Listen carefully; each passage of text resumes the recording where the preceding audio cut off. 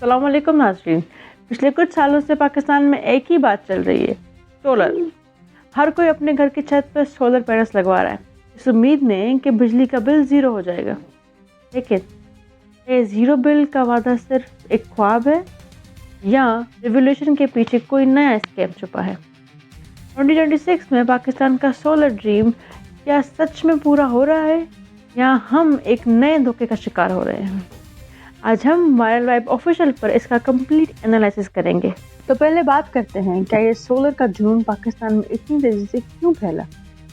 पाकिस्तान में 2021 से 2025 तक बिजली की कीमतों में तकरीबन 300% का इजाफा हुआ।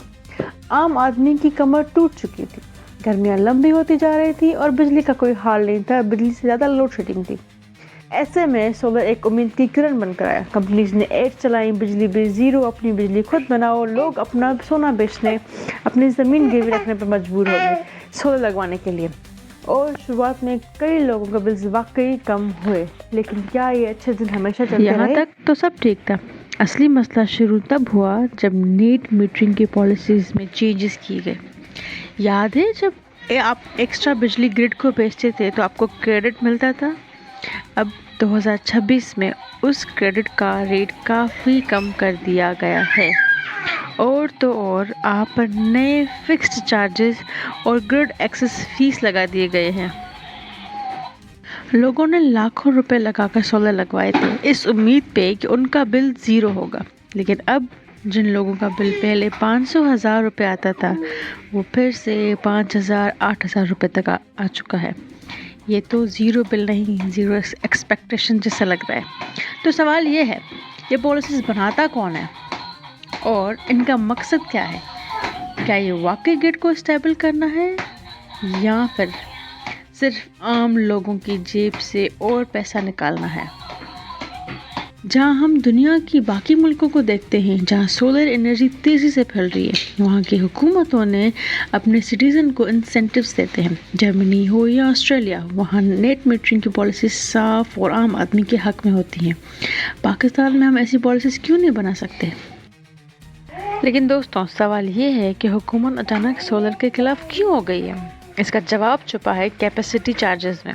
पाकिस्तान ने कई प्राइवेट कंपनीज IPPs के साथ ऐसे कॉन्ट्रैक्ट्स किए हैं, चाहे हम उनसे बिजली लें या ना लें, हमें उन्हें अरबों रुपए देने पड़ते हैं।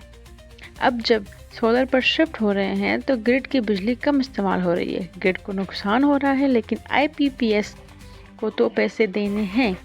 तो हुकूमत क्या कर रही है, वो IPPs का बोझ अब सोलर लगाने वालों पर डाल रही है ताकि अपना खसारा पूरा कर सके। 6 फरवरी को जो हायरिंग हुई उसमें 3 बड़े झटके दिए गए। लो पेबैक रेट, पहले आप 20 रुपये का यूनिट ग्रिड बेचते थे, अब शायद सिर्फ 11 या 12 रुपये मिले। सोलर टैक्स, हर किलोवाट पर एक फिक्स्ड मंथली टैक्स लगाने की तजवीज़ है, यानी धूप मुफ्त है लेकिन धूप से बिजली बनाना अब महंगा पड़ेगा।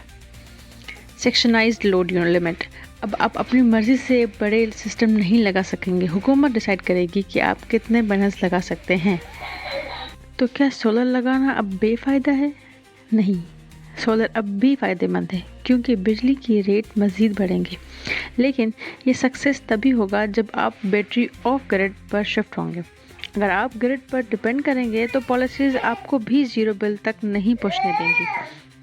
आपका क्या ख्याल है, क्या ये पॉलिसीज़ आम आदमी के साथ ज़्यादती है? कमेंट में ज़रूर बताइएगा। वायरल वाइब ऑफिशियल को सब्सक्राइब कीजिएगा और ऐसी रिसर्च बेस्ड वीडियोस के लिए मैं आपसे दोबारा मिलूँगी। अल्लाह हाफ़िज़।